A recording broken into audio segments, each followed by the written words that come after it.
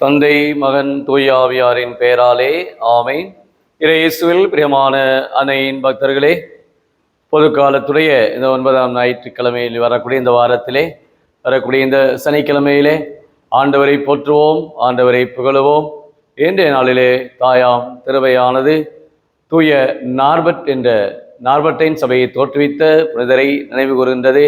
இவர் ஜெர்மனி தேசத்திலே கொலோன் இந்த மறை மாவட்டத்திலே பிறந்தவராக தன் வாழ்நாளிலே மிகவும் சீரும் சிறப்போடும் இறை அன்புக்கு பாத்திரமாக தன் வாழ்விலே எது நடந்தாலும் வெற்றி கிடைத்தாலும் அனைத்தும் ஆண்டவருடைய வல்லமையால் இது நிகழ்ந்தேறுகிறது என்று இந்த நார்பர்ட்டின் சபையினர் தங்களுடைய வாழ்விலே கடவுளுடைய பேராற்றலை, கடவுளுடைய இரக்கத்தை ஒவ்வொரு நாளும் தங்களுடைய வளர்ச்சி பாதையிலே அவர்கள் நினைவு கூறுவார்களாம்.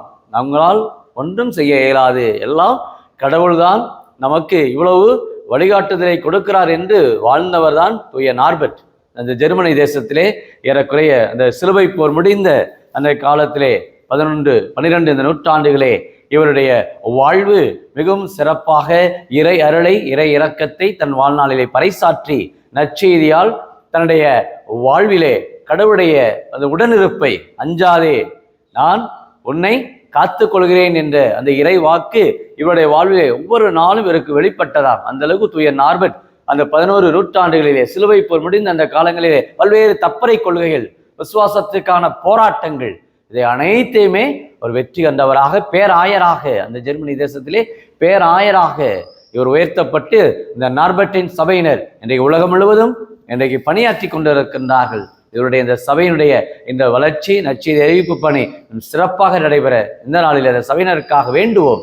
இன்றைய முதல் வாசகத்திலே பவுலடியார் தீமோத்தேயுவை பார்த்து பல அறிவுரைகளை கூறுகின்றார். இறை வார்த்தையை நீ அறிவி, வாய்ப்பு கிடைத்தாலும் கிடைக்காவிட்டாலும் இதை செய்வதிலே நீ கருத்தாக இரு, கண்டித்து பேசு, கடிந்துகொள், அறிவுரை கூறு, மிகுந்த பெருமையோடு கற்றுக்கொடு. பாருங்கள் எவ்வளவு அருமையான அந்த வார்த்தைகள். உண்மையிலே ஒரு பணியாளர் எப்படி இருக்க வேண்டும்? இன்னைக்கு ஒரு பணியாளர் என்று சொன்னாலே அவர்கிட்ட போக முடியாதுப்பா, இன்னைக்கு இந்த பணியாளர் அணுக முடியாது, அவருக்கு கோவப்படுவார், அவர் பார்த்து பேச மாட்டார், அவர் கண்டுக்கிறாமல் போயிடுவார், அவர்கிட்ட பேசுனா நமக்கு ஒரு திருப்தி ஆகாது, அவர் நல்ல வழி சொல்ல மாட்டார் என்ற பல்வேறு இன்றைக்கு சாக்கு போக்குகள் ஒருடைய அணுகுவது, ஒருடம் கேட்பது, ஒரு பணியாளரை அணுகுவது என்றால். ஆனால் பவுலடியார் இந்த தீமோத்தேயுவுக்கு எப்படி ஒரு பணியாளர் தன்னுடைய வாழ்விலே கடிந்துகொள், கண்டித்து பேசு சொல்லுகிறார். இன்னைக்கு நிறைய பேர் இந்த இறை வார்த்தையை பார்க்கிற பொழுது இன்றைக்கு குடும்பத்தில் கணவராக இருக்கலாம், மனைவியாக இருக்கலாம், அல்லது பிள்ளைகளாக இருக்கலாம், இன்னைக்கு அநேக பேர் கண்டித்து பேச முடியவில்லை. எப்படி நான் சொல்வது, நீங்க சொல்லுங்க என்று மனைவி கணவரை சொல்ல, கணவர் மனைவிடத்துல நீ தானே பிள்ளைகளை வளர்க்குற, நீ சொல்லு உன் பிள்ளைகிட்ட. இப்படி மாறி மாறி மாறி இன்றைக்கு குடும்பத்திலே யாரையும் இன்னைக்கு கண்டிக்க முடியல. பள்ளிக்கூடத்தில் ஆசிரியரை கண்டிச்சா அவருக்கு பிரச்சனை. ஆமாம், இன்னைக்கு நடக்கிறது. ஆசிரியர் மாணவர்களை கண்டிக்க முடியல. இன்னைக்கு இல்லங்களிலே பெற்றோர் பிள்ளைகளை இன்னைக்கு கண்டிக்க முடியல. கண்டித்து பேசுனா பிள்ளை ஏதாவது தவறாக ஏதாவது பண்ணிக்கிறோமோ, இல்லை பிள்ளை வருத்தத்தில், இல்லை கோபத்தில், இல்லை பிள்ளை அப்படி முடங்கி போயிருமோ, ஒன்றும் சொல்ல முடியவில்லை. காரணம் இன்றைக்கு உணர்ச்சி வசப்படக்கூடிய பிள்ளை அநேக பேர். இன்றைக்கு உணர்ச்சியா உணர்வா என்று சொன்னால் இன்றைக்கு நாம் உணர்வுக்குத்தான் அதிகமாக முக்கியத்துவம் கொடுக்க வேண்டும். அந்த பாசம், தந்தை தாய், அந்த பாச உணர்வு தான், உணர்ச்சி அல்ல. இன்னைக்கு உணர்ச்சியிலே இன்னைக்கு நிறைய பேர் பொங்குகிறோம். உணர்ச்சியிலே எதை செய்கிறோம் எதை என்று தெரியவில்லை. வெட்டி கொலை செய்கின்றான் நடக்குது கணவர் மனைவிக்கிடையே.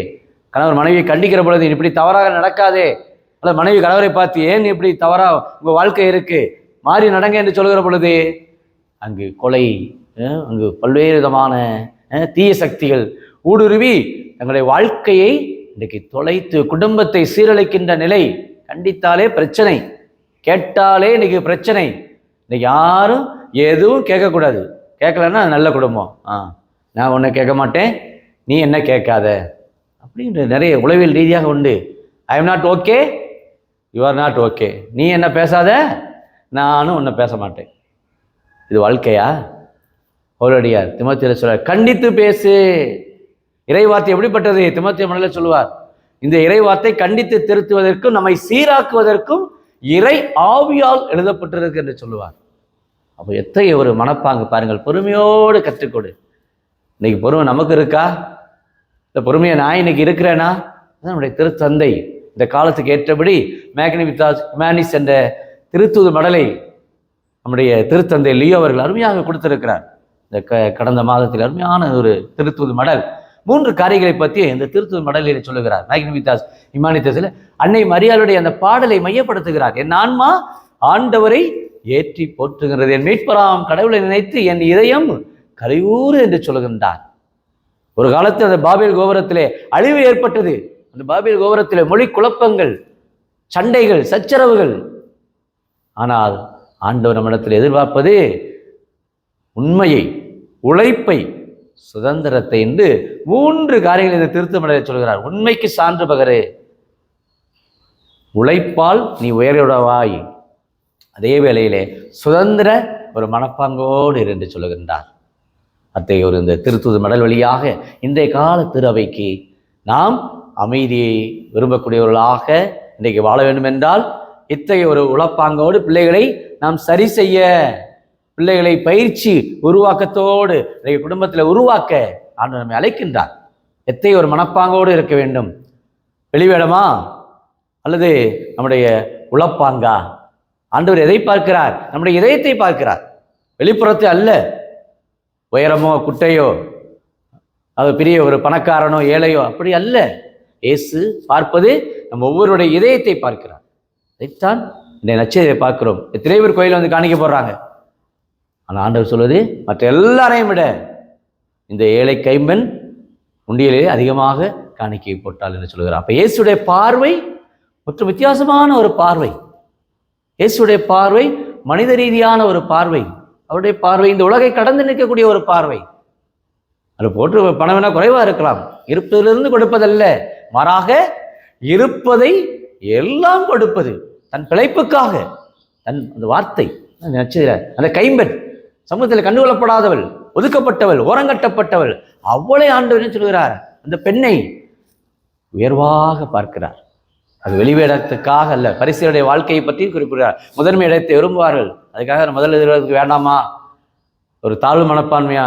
அப்படி அல்ல, மாறாக நாம் தாழ்ச்சியோடு இருக்க வேண்டும். அதான் இந்த சனிக்கிழமை தேவ மாதாவுக்கு இந்த நாள் எப்போ இதோ ஆண்டவருடைய அடிமை, உம்முடைய விருப்பப்படி எனக்கு ஆகட்டும் என்று சொன்னார் நம்முடைய அன்னை மரியாள். வெளிவேடத்துக்காக அல்ல.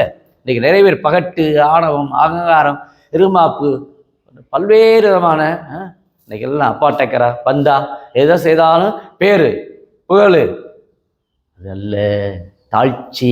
நீ செய்கிற செயலை வழக்கை செய்வதே இடக்கை அறியாத இருக்கட்டும் என்று சொல்லுகிறார். நற்செய்தி அறிவி எப்படி வாழ்வாள்?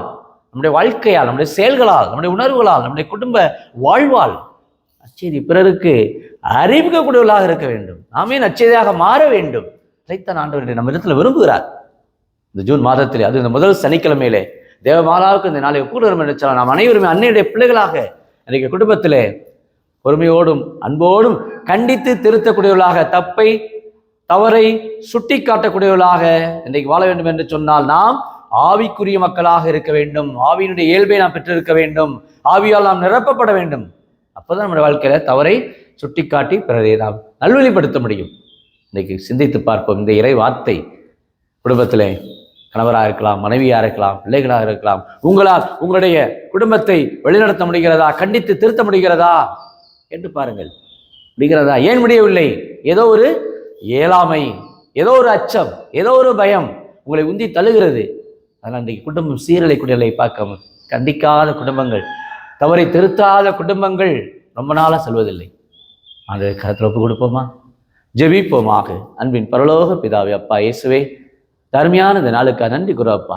இதோ பவுலடியார் இந்த துமத்தை சொன்ன அந்த வார்த்தைகள் கண்டித்து பேசு, பொறுமையோடு கற்றுக்கொடு, நற்செய்தி அறிவி, வாய்ப்பு கிடைத்தாலும் வாய்ப்பு கிடைக்காவிட்டாலும் நீ ஆண்டோடைய வார்த்தையை அறிவிக்க துணிவோடு இரு என்று சொன்னது போல இன்றைய நாளிலே இந்த சனிக்கிழமையிலே தேவ மாதா எத்தனை இன்னல்கள் தன்னுடைய வாழ்விலே, இடையூறுகள், அத்தனை வியாகுலங்களையும் பெற்று தன் வாழ்நாளிலே ஆண்டவரை மைப்படுத்தியது போல என்னுடைய அன்றாட வாழ்க்கையிலே, அது குறிப்பாக அந்த ஜூன் மாதத்திலே நாங்கள் ஜெபிக்கிற ஒவ்வொரு உள்ளங்களுக்கு, குறிப்பாக அந்த யூடியூபில் ஜெபிக்கிற அநேக குடும்பத்தார் பிரச்சனைகள், குடும்ப பிரச்சனைகள், இன்னும் பல்வேறு விதமான இடர்பாடுகள், தடைகள், இயற்கை தடைகள், இன்னும் பல்வேறு சிக்கல்கள், அனைத்திலும் நிறைவும் வாழ்வும் விடுதலையும் ஒவ்வொரு குடும்பத்திற்கு நிறைவாய் தந்து ஒவ்வொரு நம்முடைய அன்பு பிள்ளைகளாக எவ்வாறு அந்த ஏழை கண்மையினை நீர் உயர்த்தியது போல எங்கள் அன்றாட வாழ்க்கையிலே நாங்கள் இருப்பதை எல்லாம் இடத்திலே கொடுக்கக்கூடிய குடும்பத்திலே அன்பை, பாசத்தை, பகிர்வை, ஒற்றுமையை, சமாதானத்தை நிறைவாய் கொடுத்து அல்ல இல்லறந்தோறும் இறையாட்சி என்ற ஒரு மனநிலையிலே நாங்கள் என்றும் உமக்கு உகந்த பிள்ளைகளாக தாழ்ச்சியோடும் பணிவோடும் கீழ்ப்படுதலோடும் வாழக்கூடிய நற்பண்புகளை தேவ மாதா எங்கள் ஒவ்வொரு குடும்பத்துக்கும் இந்த நாளிலே நிறைவாய் கொடுத்து சமூகத்தை வழிநடத்தும்படி கிறிஸ்து வழியாகுமை மன்றாடுகிறோம். ஆமீன்.